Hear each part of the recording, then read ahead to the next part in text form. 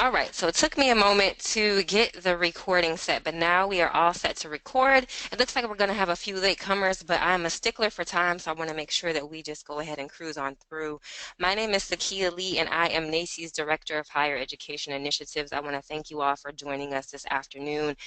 What I have to say is going to be very brief and short because I really want our guest presenters to share as much as they can in the 15 to 20 minutes allotted about their program, and then I want you to be able to have some time for questions. So without further ado, I will go ahead and introduce our guest speakers today. So Marcy Stidham serves as the Care Center Director and Associate Director for Kennesaw State University's Counseling and Psychological Services. As the Associate Director, Marcy coordinates resources on and off campus for Kennesaw State University students with complex treatment needs and oversees the outreach programming provided by CPS. As the Care Center Director, an acronym for Campus Awareness, Resource, and Empowerment Center, she provides dedicated support to students dealing with homelessness issues, food insecurity, or who have been in foster care or are currently in foster care.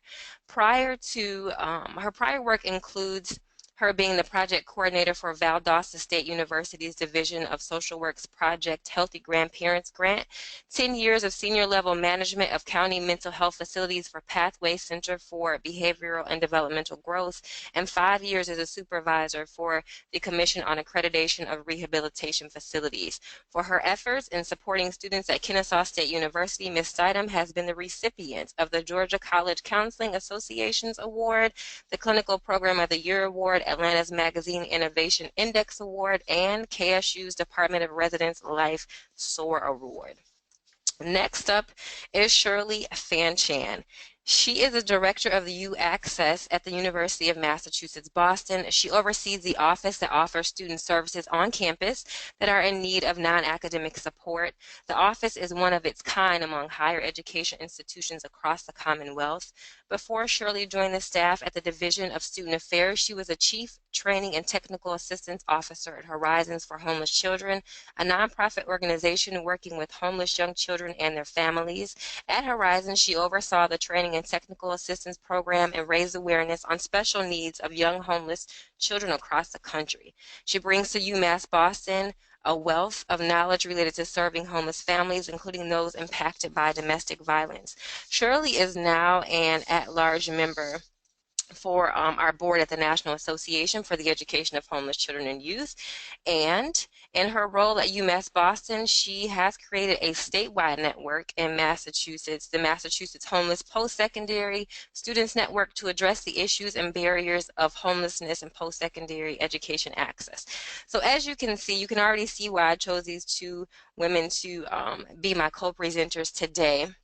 And now I'll get into some housekeeping issues. And then for those of you that are new to NAEHCY, I'll give you an overview of what NAEHCY is, our higher education initiative, and jump right into why this topic is important to us. Housekeeping. So if you have never used GoToTraining before, you can see the red square at the top of the screen. You can hit that to hide that control panel and have a wider access to your screen. In order to show it, just hit it one more time. And once you hit it, it'll pop back out. And I just want to let everybody know we will take questions at the end. I'll keep my eye out on the control panel the entire time. As I've said before, everyone will get a copy of this webinar that registered for it. I realize that multiple people may be at one computer. This will also be available on our website. I should have it posted sometime next week, so if other folks want to download it. There is a certificate of participation that is coming. That is not produced by NAEHCY. This is one of the things I get questions about a lot. It's produced by GoToTraining, so if a name comes out funny or wrong, or somebody next to you didn't register, we have no control over that. I do hear you can kind of doctor it and switch the names. I will say that, so if somebody needs an award, but we don't give out continuing education credits for our webinar. So I just wanted folks to have something for professional development. So again, type your questions in the chat box at any time. For those of you that are new to NAEHCY, who are we? We are a grassroots organization, a membership organization that brings together educators, parents, advocates, researchers, and really anyone that wants to remove barriers to education access for homeless students. You can find out more about our organization on our website below. I have been with NAEHCY now going on 4 years, overseeing the higher education component, which includes staffing our helpline and email and text line. I go across the country to do trainings on this topic, and then I also oversee the development of our statewide networks, which you will hear about in a moment. And I used to work in aid many years ago, and as well as a teen shelter, so this is a subject that's near and dear to my heart. Due to the lack of time, I won't go over all of our NAEHCY resources. I just do encourage you to check out our website so you can find out more about our higher education initiative. And now I will get into really what defines some of the students that we are looking at and we're discussing today, and that is under the McKinney-Vento Act. So we are looking at children and youth who lack a fixed, regular, and adequate nighttime residence, which basically means can they go to the same place every night and it's not subject to change. Those students and children, primarily the vast majority of them, are sharing the housing with others. They're doubled up due to some loss of housing or economic hardship. They, of course, could be living in a variety of places: hotels, motels, trailer parks, camping grounds, any emergency or transitional shelters. Currently, it still includes the definition of those that are awaiting foster care placement. And in a moment, you'll see we know there's a high correlation between our foster care youth and those that go off to be homeless in higher ed. And so we work very closely with our higher education partners. And that's why we open it up to some foster care folks today. And then those that are living in public or private places not designed for humans to live. I hear from students that are in cars, that are in ditches, that are in trees, that are in barns, just a lot of really unsafe places. Any migratory children living in above circumstances, and then any unaccompanied youth living in above circumstances. So of course there's going to be more on this topic. On our website you can find the National Center for Homeless Education's brief on this topic, or as we provided the link here, you can go right to their website to get more information. If you've heard me present before, you've heard me say, what is a PowerPoint without data, right? So here we have our slide from the Department of Education that shows for the 13-14 academic year, over 1.3 million homeless children and youth who are enrolled in our public school systems identified as being homeless. I won't read off all of these numbers to you because I say that reading is fundamental, but the one thing I do want you to know, it's been a consistent increase over time. The recession has certainly played into this. And then I want you to see that last bullet down at the bottom that says over 90,000 unaccompanied homeless youth were identified in school systems as well. And that is just alarming because I, of course, want all those homeless students to be able to access higher education if that's their goal and if we can help them make it to be their goal. But unfortunately, we know that it's not. As I mentioned before, we know there's a high correlation between foster care and homelessness, and there are a lot of foster care programs across the nation that help students with college access and on college campuses. So while this webinar is not primarily for that, it's going to highlight those programs that are serving both homeless and foster. I just want to point that out because I know some people will tell me that Guardian Scholars program is great, or some foster care programs exclude homeless students. So this is just one that allows both of those to receive supportive services that we're highlighting today. We know that many of our foster care youth, again, they may be fleeing several placements due to a variety of reasons, and they may exit the foster care system and still need a little bit more support once they get into higher ed. And so that's why we have those wonderful programs out there. And in many states, the age of foster care has been increased to 21, 24, or even higher. So again, that's why we have our foster care folks at the table.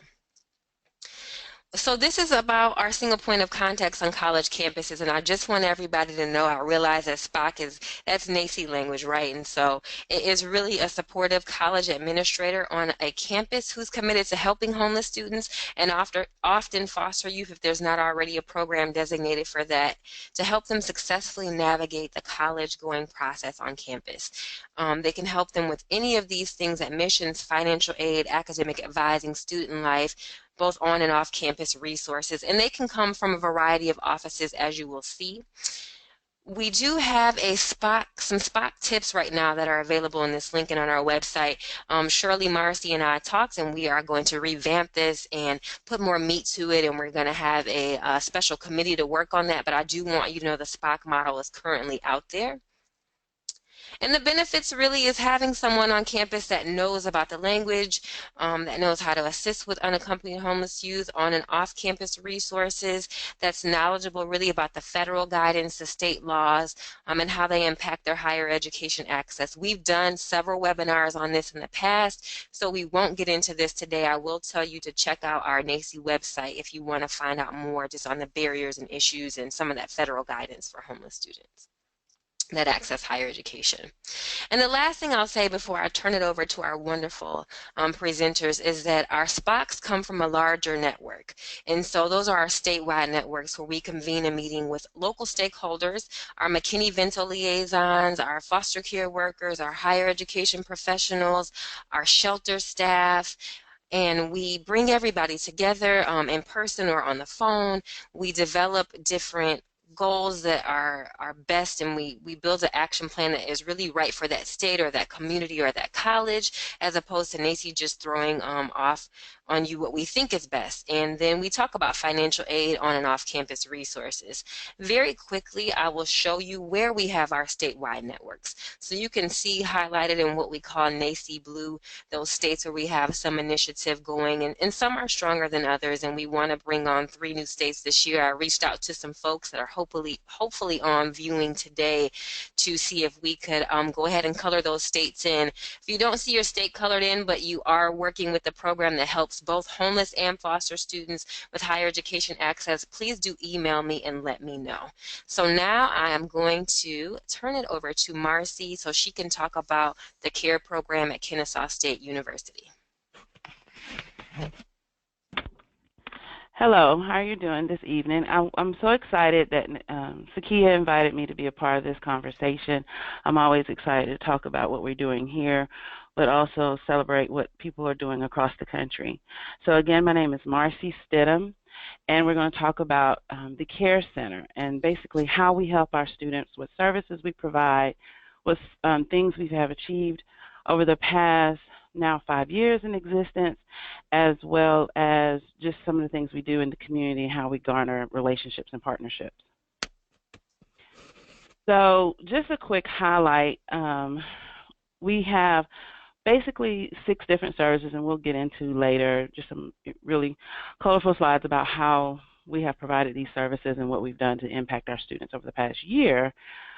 But our main thing is our food pantry. Our food pantry has been in existence come November of this year, 10 years. This pantry is open to any Kennesaw State student. As long as they are actively enrolled and sitting in class, they can come in once a month and get a bag of food. Our bag of food is about, on average, 25 pounds. So it's a very heavy bag of food. And actually, depending on the size of the bag we have at the time, it can be 2 bags. But they can come once a month, get a bag of food without, we always say, without any questions asked. But if they want to get additional services and have higher or increased access to the pantry, they would meet with one of our case managers and through a very in-depth assessment that I've designed, just from getting information and resources from just other things that have happened or my past experiences, or I've seen where other agencies, just great questions that I think that would be beneficial to us to better understand the students. But the main reason we do the assessment is from the assessment, it tells us what services you would qualify for. So if you have children, then that tells us a couple of things. If you have, say if a person has a child 5 years old, well, we can put them in the WIC program, which is Women, Infant, and Children program, to get them better access to nutritional resources. But then it also tells us if they're 5 years old and they are homeless, and our student has a 5-year-old and they're in school, then we need to reach out to the homeless liaison at that school system. So what we're able to do is through our assessment be able to gather and collect information and then better help them with different resources. Also what we do, and I'll tell about a partnership we use, but also we also can provide linen and personal care items. So that assessment helps us determine those needs.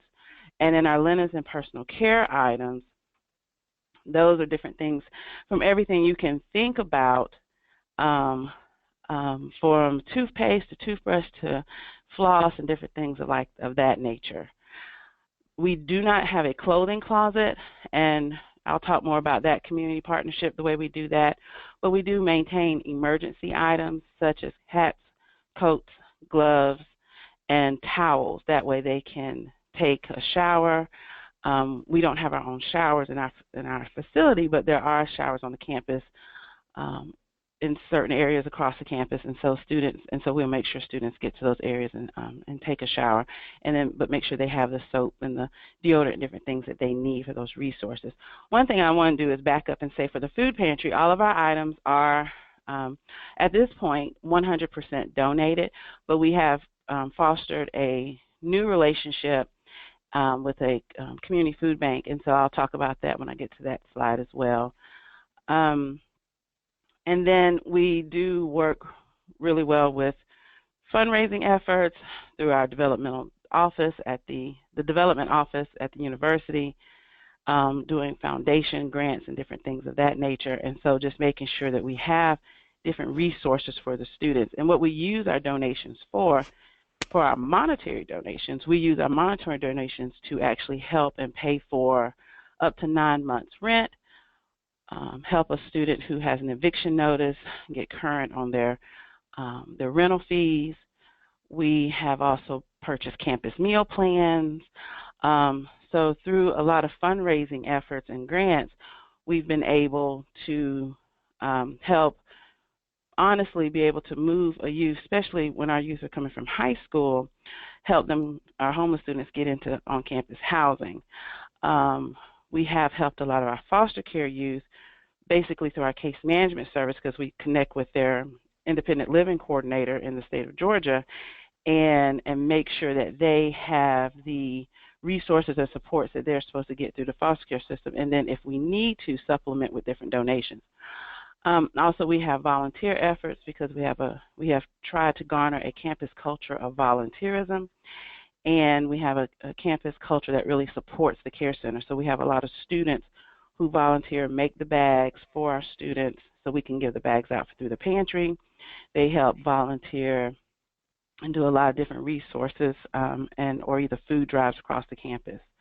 Because like I said, majority of our food is donation-based. And then we also have a Homeless Awareness Week event and other events, and I'll talk more about our events in the next couple of slides.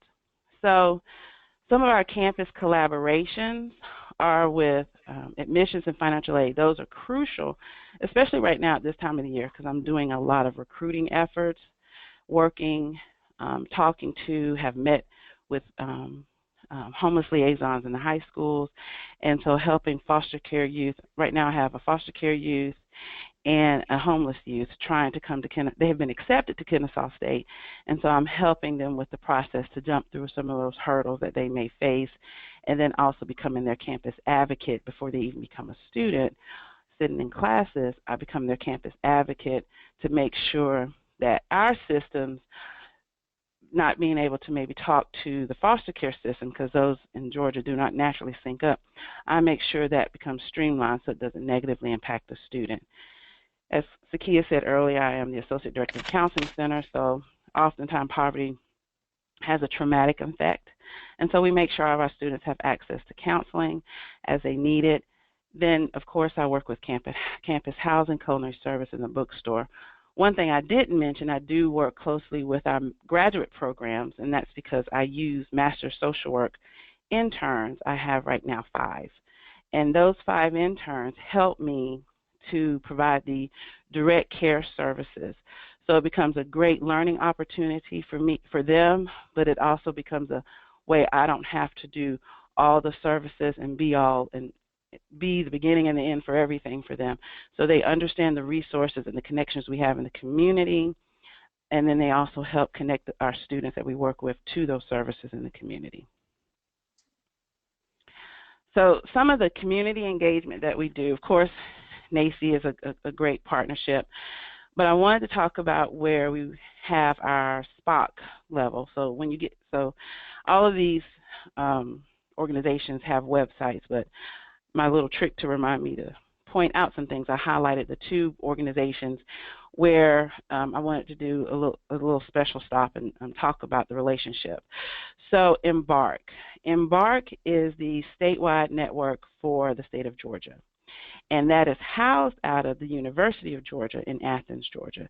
So they provide oversight, maintenance of the website, which is an interactive map that lists all the Georgia SPOCs. So in the state of Georgia, all state-funded colleges, universities, and technical schools have at least a person or an office where a student can reach out as they're coming to that university, or if they're already a current student of that college, and they can connect with that person and get the resources and supports they need. Each office or college is unique in what services they provide and what different things they do. But basically, we all are there with a mission to support homeless and foster care youth. So in the state of Georgia, Savannah State and Kennesaw State, where I am, we're the two probably models for the state, because Savannah State had the STARS program that's been around for several years, and they focused on foster care, and I had the Care Center, which focused mostly on homeless youth. Well, once we did the Embark program and we did a lot of questioning and got this opportunity to have the statewide program, what we did was we kind of divide the state in half, and so Jackie from Savannah State does a wonderful job in providing support and mentoring services to the universities, colleges, and technical institutions on that side, as well as I kind of take care of the northern end of the state. And so we provide resource and support. I believe everyone knows that they can email either of us and ask us any question, and we're more than happy to help, because the effort is just to take care of our students. So our Embark program also meets about once a quarter, and then we also have a listserv email that comes out, and David and Lori at UGA try to provide like new information, what's new and hot things. They may highlight a program. So it's a very robust and involved group. They do a great job of keeping us connected and informed. I think some of the goals that they have, are they working on collecting data, collecting information, and starting to look for trends and patterns, ways so we can, grow our program. But I think we're off to a great start in the state of Georgia. So I'm also highlight the Atlanta Community Food Bank. So we are now the first university in the state of Georgia to have a partnership with the Community Food Bank, and our university, as many schools have done in the state of Georgia, have gone on a consolidation. So with that consolidation, you've basically taken two separate institutions and made them one. So we've just going through our first year and a half of that. And so because of that, I need to have two pantries. So I have a pantry on our Kennesaw campus, and now I'm working on getting the one set up on the Marietta campus. Just went in and cleaned out the space yesterday in all the dust in my jeans yesterday. But the beauty of that is, like I said, we have a campus culture of taking care of our students, but I don't want to only depend on that so I can maintain two pantries. So the Atlanta Community Food Bank will place a low-cost, very affordable, things cost about 9 cents a pound. So we're going to use that resource to help stock and kind of support our pantry, but with the primary goal of our main thing are food donation projects across the campus, because working with sororities and fraternities and different student groups, community groups. Just had a church from the community bring 2 to 3 carloads of food the other day. So just really encouraging volunteerism. That spirit is just a beautiful thing to see. Orange Duffel Bag Initiative, love working with them. They are a great group that work with high school youth primarily, but they also have a new pilot where they go into the college. So basically they do a lot of executive level coaching I can't speak enough about Orange Duffel Bag. They do a lot of one-on-one mentorship and coaching with students and do a really great job. And then I want to highlight the Nasora Foundation. If you're in the foster care youth, you know that that program is out there to help students who are trying to come to universities and introduce college to them. So this summer, Kennesaw State will host a one-week foster care camp, and so we're very excited about that. And also I have other things listed. I just did my homeless council meeting today. Ecology Vintage is a group that we work with. They provide our clothes, so we have a partnership with a community private company that does consignment shopping, and they have a cute boutique store that's not far, that's on our campus bus route. And so what we do with them is we send our students to them, and they go on a shopping spree, and then the university sends them after a certain amount has reached a tax deduction. So let me just highlight, and then we have a lot of different things, and if you have any one-on-one questions, please feel free to reach out. So just things we've done in the past year to show our impact. So we've given out over 301 food bags, and again, these are just to all the students. We hope to increase that. This is before the consolidation. Also, we've assessed, and this is that case management where we've assessed in the past year 84 students, and then of that, they were provided some level of support, and that could be a gift card, that could get them connected to the zip car service we have on campus, or it could be all the way up to provide them a meal plan or taking care of or assisting with any type of rental assistance. You can go next. Okay. Sorry. We've done over 8,000 pounds of food. I mean, again, remember I said our bags are heavy, and so we've given out a lot of food, and we hope to give out much, much more this year. So the 14 students we've housed are preventive eviction. So those are students where we've put money to we've put money to invest in their future, and so basically we've taken the donations that we've received and invested in their future by helping them to avoid eviction, to get on-campus housing, and like I said, we usually can do up to 90 days, but that's how many we've done in the past year, and so we're very excited about that.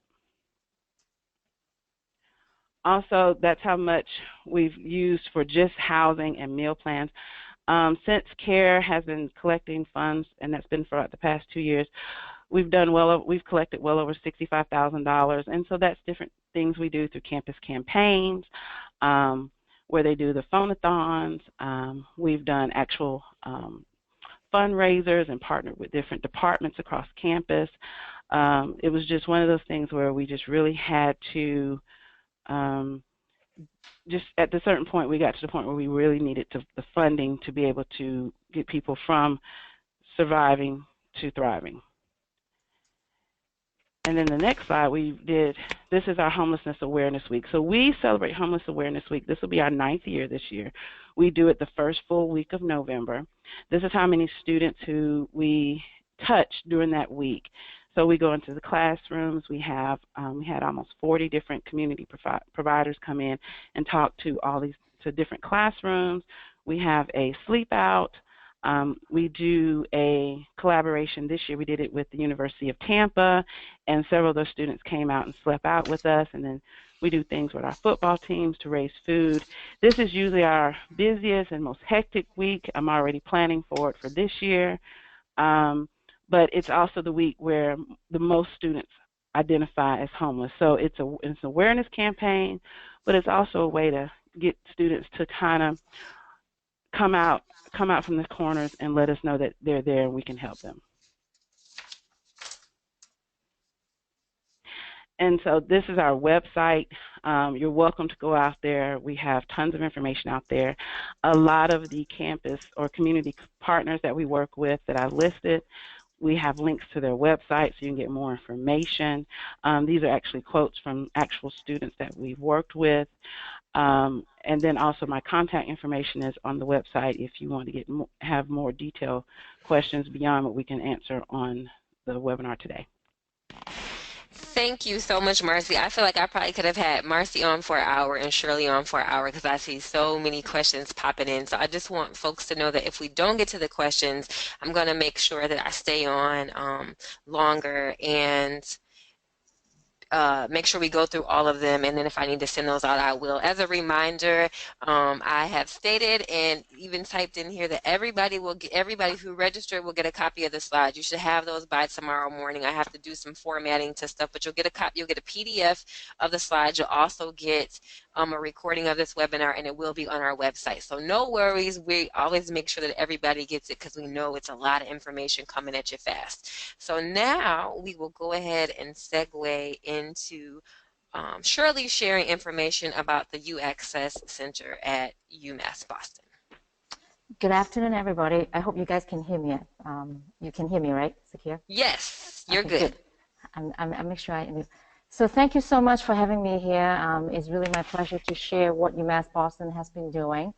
My office is called U-Access, but actually has a very long name called Office of Urban and Off-Campus Support Services. And when we start this process to creating this office in 2011, the former Vice Chancellor of Student Affairs actually had hired me to do a needs assessment within the institutions to see what the gap of the services within the institutions to serve students who are struggling. At that point, we were not quite sure if that was the homeless students we're talking about or students who are struggling in poverty in general. By the way, UMass Boston is the urban university, and we have no on-campus housing. We're 100% commuter university. That's really got the student affairs to try to figure out what is the gap of the student services that was existing.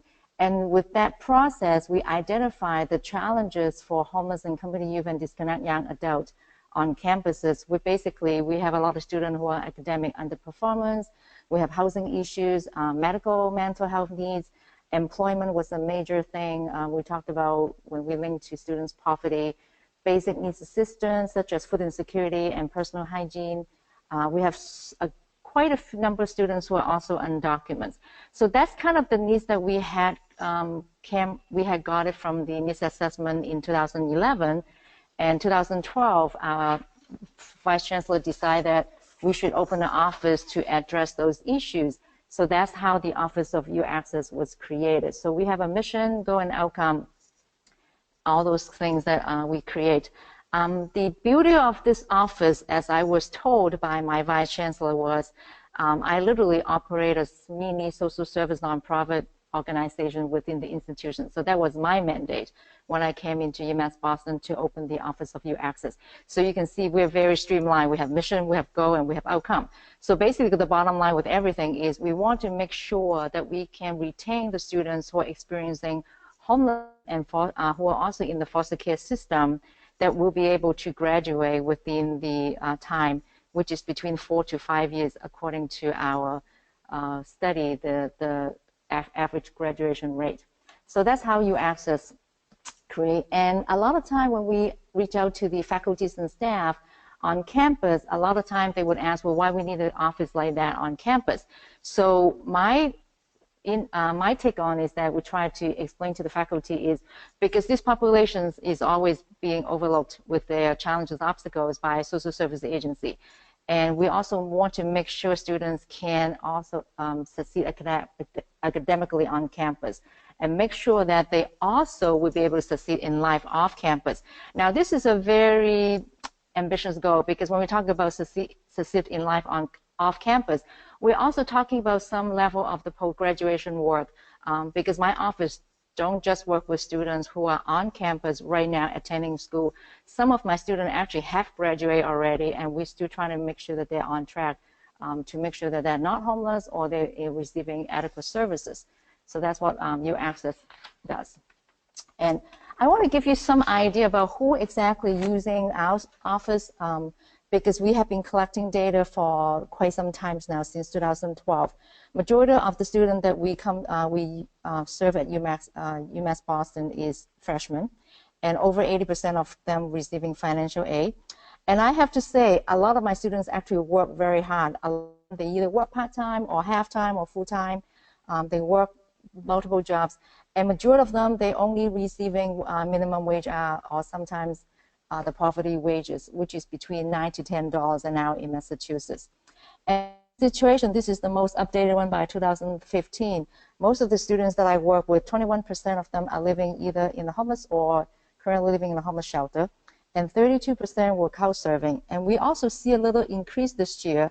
I haven't got my data back to me yet, but I have been meeting with students, and many of them that I met this year from January 2016, they were couch serving. So that's kind of the average who they are, and also the age populations that my office serve is between 18 to 26 years old, which is kind of on the young side compared with the urban university or community colleges.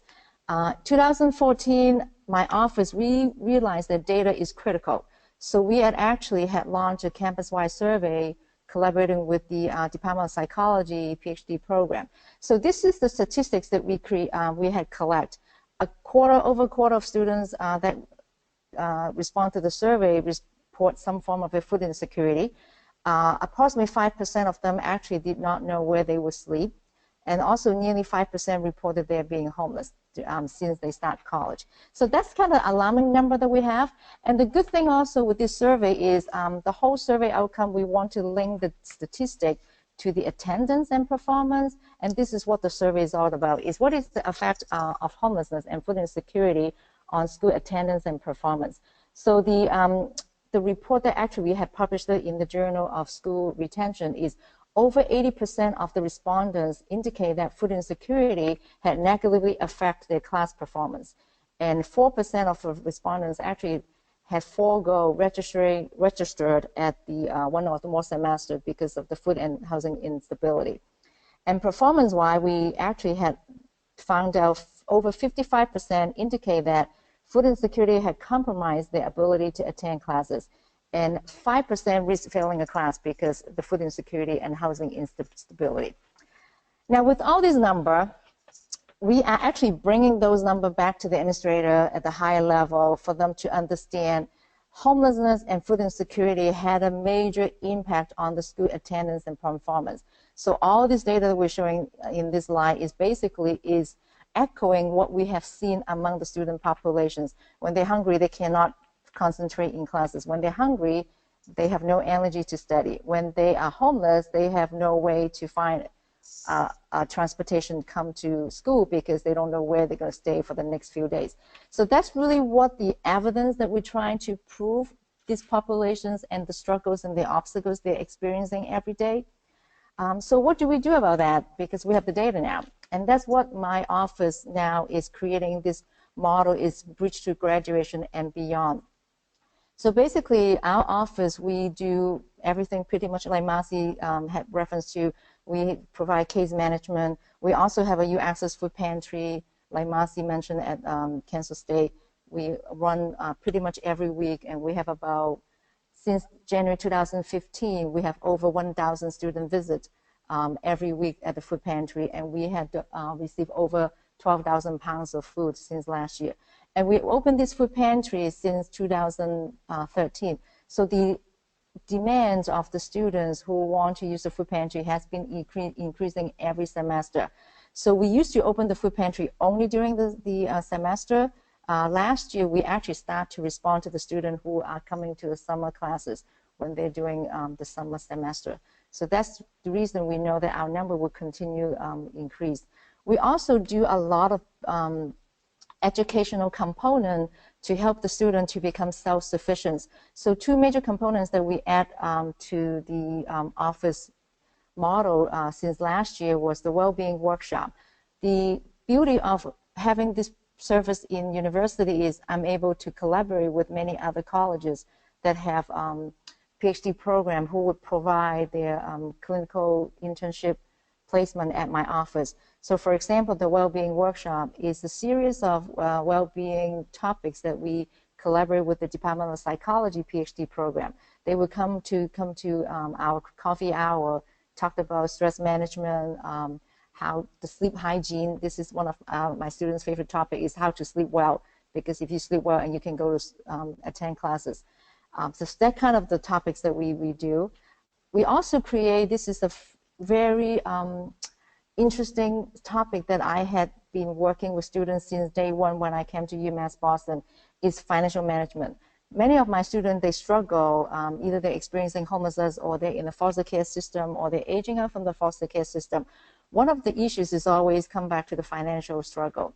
And many times I actually had to serve as a financial coach to my students to help them to budget, to help them to figure out how to find a job and save up money so they can find their own place. Because of that experience, I decided to reach out to the College of Management to create this, what we call Budget and Financial Planning 411. We started to create this curriculum last year with the internship program that we create together, and I have 4 interns every semester coming to my office to work with me. So finally, we created a curriculum last semester, and we launched it this semester.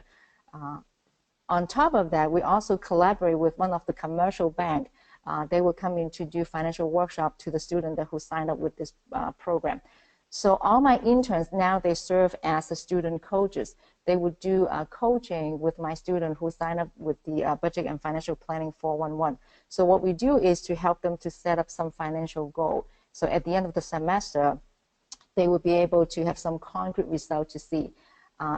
Right now, I'm in the process creating some incentive for the students who will go through 2 semesters of this program. One of the things that we're trying to figure out is how can we give them cash stipend. As Marcy had referenced to, my office also rely on a lot of donations. Many of my services actually are privately funded. The only thing funded by the university is my salary and the overhead. Other than that, all the services that provide from my office are all privately funded. And I have to say that my development office, they have great people, great staff working with me. So all the services that we're able to provide are by the private donation fund that they had collected for me. So because we have this component, we're able to now think about giving student participants stipend if they participate in certain programs. One of the programs that we want to try it out is the Budget and Financial Planning 411. So we'll see how it goes because we have some financial aid perimeter that we need to figure it out. The next things that we talked about is the collaborations with UAccess. We have a lot of partnership within the institution. Just like I mentioned, many of the academic colleges, they want to collaborate with me because the uniqueness of the services that we provide. But I also have a lot of outside partners that I work with, like young adult shelter, domestic violence shelter, state agencies. I work very closely with the homeless liaison. Basically, I'm the extension of the public school homeless liaison. Every time when a homeless liaison finds out they have a student want to apply UMass Boston, I automatically get the call because they found out we have this office.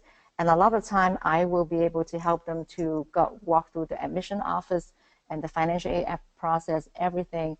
And I think this is really a nice compliment from the homeless liaison's role to the post-secondary, which actually Sakia had referenced to also SPOC, because I am the single point of contact at UMass Boston. So basically, the homeless liaison will hand me the student when they graduate from high school, and I'm receiving the high school student and put them to post-secondary institutions. So that's pretty much my role with this partnership.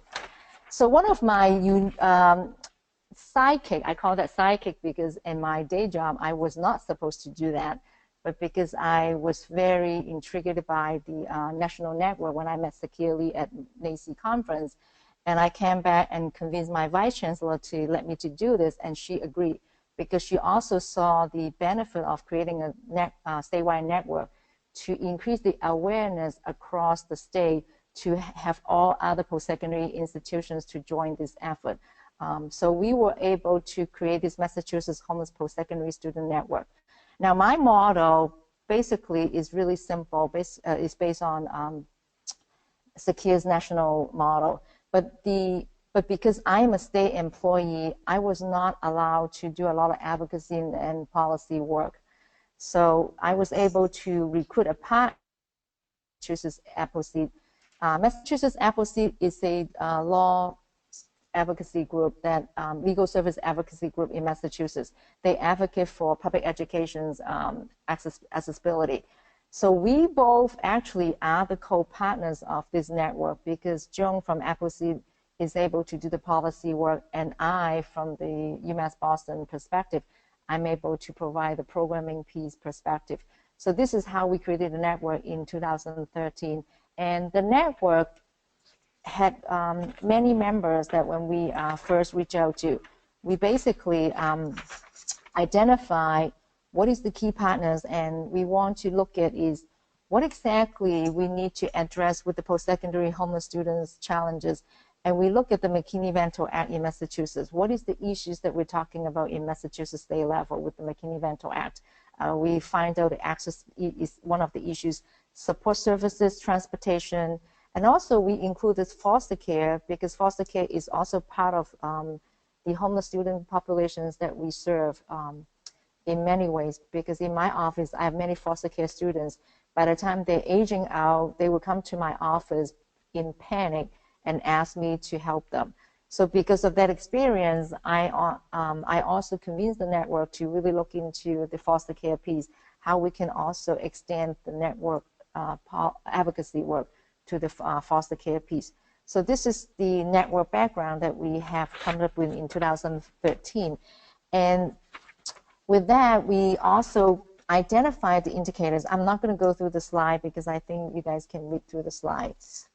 What exactly the challenge and barriers that we have identified, and we create the network's purpose based on the indicators and the McKinney-Vento Act in Massachusetts. What is exactly the continuum of the act that we want to create in the network level?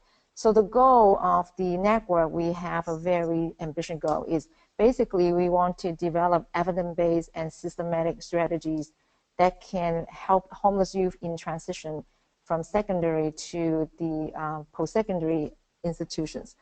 So that's really what the network is. And we position ourselves as a think tank. We try to really create systematic approach. So one of the areas that we have been looking at is the best practices. With that, we actually were able to create the action plan. So you can see on the slide when we started in 2013, the action plan is basically to raise the awareness, to create and engage the key stakeholders, and also exploring the research barriers with the demographic populations. At this point, I think we're in the process of creating the research piece in our network level, because we have academia stakeholders in the network from Boston University, and we just recently submitted a proposal to kick off a research study on the challenges and barrier with the homeless populations in the post-secondary institutions. So one of the first study that we are focusing on is the faculties and staff response. So this is the network we talk about in the network level, but in the subcommittee level that I chair, I also create some, I also gain some ground with the subcommittee. I also chair the post-secondary education subcommittee through the network. So what I did was I recruit all the state university and community colleges contact to join this subcommittee through the network. During the past 2 years, we were able to invite about 20 university and community colleges joining this subcommittee. And with that, the goal was to create single point of contact. Now, our single point of contact is also based on the NAEHCY model. Each campus, we want to have a designated staff. It doesn't matter where they sit. They can sit in the financial aid's office. They can sit in the TRIO program. They can sit at the academic advising office, as long as they're willing to be that single point of contact. So we create the responsibility of the single point of contact within our subcommittee. Basically, it just be a navigator for the student to find resources. So at this point, I would say in March 2016, we have 21 state university and community colleges participate in the subcommittee, and we have 18 SPOC right now, single point of contact, that had identified their campus as one of the SPOC campuses, which allow the homeless liaison now actually reach out to the SPOC if they find the students is going to apply to that particular campuses.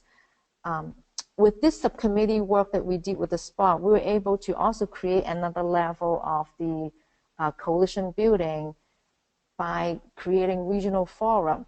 So two of my network members and I have been going around region to introduce this whole model. So what we do is we invite the community stakeholders, we invite school liaisons, guidance counselors, any personnel who work in the post-secondary institution, and also the post-secondary institutions. We create this regional forum actually is to introducing the SPOC, how they can utilize the SPOC at the post-secondary level to work together to help the homeless student to transit from public school to the post-secondary education institution. So far we had gone through 2 regions already. So we have another 3 regions to go for the next year.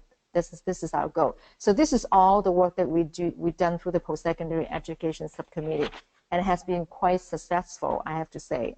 We have a lot of participants actually now are waiting for our regional forum in different regions in Massachusetts. The other things that our network also realized that we need to have other key stakeholders at the table, and the other another key stakeholders actually is the private institution, because we found out many homeless students and also foster care students, they just don't go to the state university. They also go to the private institutions. And we want to make sure the awareness and the support services will be in place in the private institutions. So one of the areas that we did this year was to kick off the private institutions subcommittee. So far we have 4 private institutions in the greater Boston areas joining this subcommittee. So the work is still ongoing. It has not stopped, but I think we'll be able to achieve more than we expect this year from the network action plan that we have. So I want to leave some time for you folks to ask questions, because I know Saki has a lot of questions to answer. Thank you so much, Shirley. And this webinar, I've never received so many questions coming in, so this is really good. I want to thank Shirley and Marcy. Again, as you can see, you can see why I picked these 2 women, and I work really closely with them. I've been out to see their food pantries and their campuses, and I've been able to work really closely with them. And again, we are going to flesh this out a little bit more. I realize we gave you a lot of stuff very quickly, and everybody's not able to grasp that. So we're going to spend some time and put some more meat to the SPOC model, and again, that should be out later this year. We also are going to have another SPOC webinar on March 23rd at 2 p.m. I will make sure you all get this information. This time, again, the SPOCs are going to be from the financial aid office, but they are going to be from a community college and a 4-year institution. So with the time we have left, I'm going to go through some of the questions. Again, I don't think we'll get to all of them, but I'll make sure that I stay on and record them and send out answers. But the first one was, how does your food bank receive food? What do you do if you have shortages? Do you receive food year round? So I'll let either Marcy or Shirley kind of talk about that. I know you get donations and things like that, but have you ever had a shortage? What do you do? Well, I can say for Kennesaw State, yes, we typically have shortages right that period between after spring break and before classes start in August, and then usually that's when during Week of Welcome we might have some food donations. But the way we started to resolve that issue was last year we capitalized on orientation. So we have something called Talents with a Task, so we're doing again this summer, and we have 29 orientation days. And so we're at all 29 orientation days, and what we do is partner with the Parent Family Association. And so as people are coming in to the university, they're actually making donations. And so that really carried us through the leaner times of the year. Also, but that's when during the summer I get connected with maybe the more community organizations, such as, like I said, churches and different, or local civic groups. And those are good times where they can do different fundraisers and make donations at that time. Mm-hmm. So at UMass Boston, I'm very fortunate to say that we don't have the food shortage problem. We might have certain food that actually the students want to have, and we don't have it. So what we do is, because I have private donations coming in, so I'm allowed to use those money to buy certain food that's not available at the food pantry. For example, because the space issues, I don't have a refrigerator. The student always want to have yogurt, and that's one thing that we don't get donations for. And that's the time that I would use the donations to go to get yogurt every week. So certain food items we constantly getting from the food donations. Our food drive on campus, I have to say, they're year-round. I'm very fortunate to have such a supportive community at UMass Boston supporting food pantry. They do food drive for me basically every single week. We have food drive box in many different locations. Some of the offices, they host our box year-round, and they will call me and say, oh, Shirley, I need you guys to pick up the food because the box is full. So we do this kind of the operation year-round, so we don't have the food shortage problem.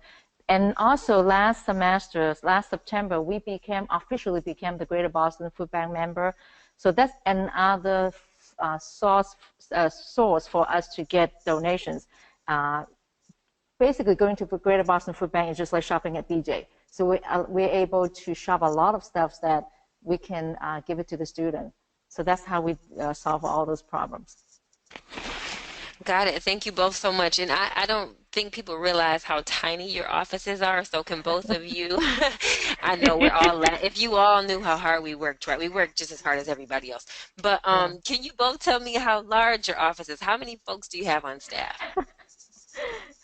Technically, I don't have anybody on staff because, again, my salary, just like Shirley's salary, comes out of the counseling side. So I still do all my duties that are required of me of that side of the house. So, again, it's all interns. And then, I have we have front desk staff for the counseling center. And so they're just passionate about what we do and what we are doing, and so they're willing to help. But then, like for Homelessness Awareness Week, I worked. Just like Shirley was talking about. Our story is very similar. I got people from all over the campus and different colleges within the university, and so 20 of us come together and plan that Homelessness Awareness Week, and it's just because people are passionate about getting this information out. Right. So I am the only one staff woman in my office. When we first opened the food pantry, 70% of my time spent in the food pantry operations. Because of that, during that time, I asked my vice chancellor that I need help. So they actually allow me to use my office budget to hire student employees. So right now, I have 2 student employees work at the food pantry part-time, and then 2 student employees work with me as my administrative support part-time in my office. So I have 4 student employees. If I add the hours, basically they're 1 full-time student. And then I have 4 interns, they're doing coaching, and then 1 volunteer is helping me to plan the conference. So just like Marcy, we're very low budget operated office.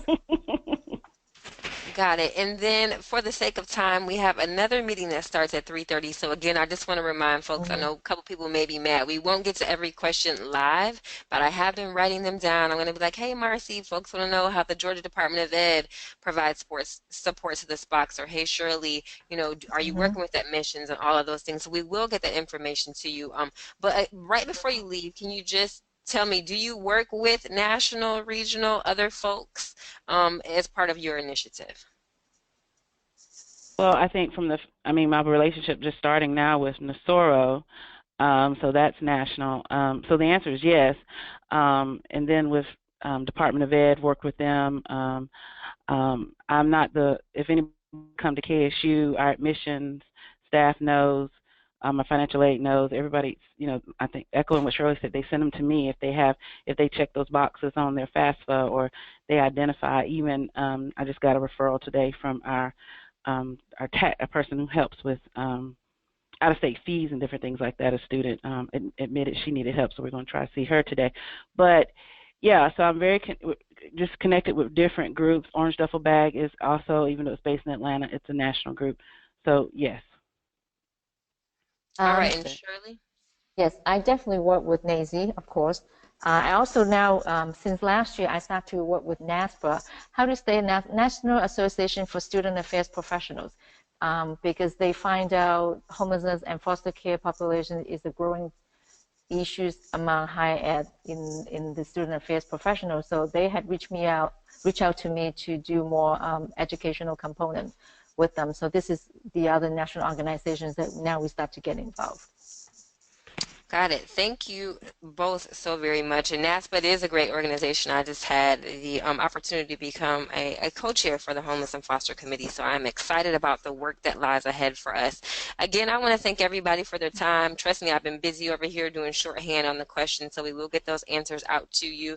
You'll get the PowerPoint, you'll get your certificate of participation, and stay tuned for more webinars on this topic. We'll probably extend the time just so we can have 30 more minutes for questions. But thank you again, Shirley and Marcy. This has been phenomenal. Even I learned a lot today. Thank you. Thank you for everybody being here. Yeah, thank you for having us. All right. Have a good day, everyone.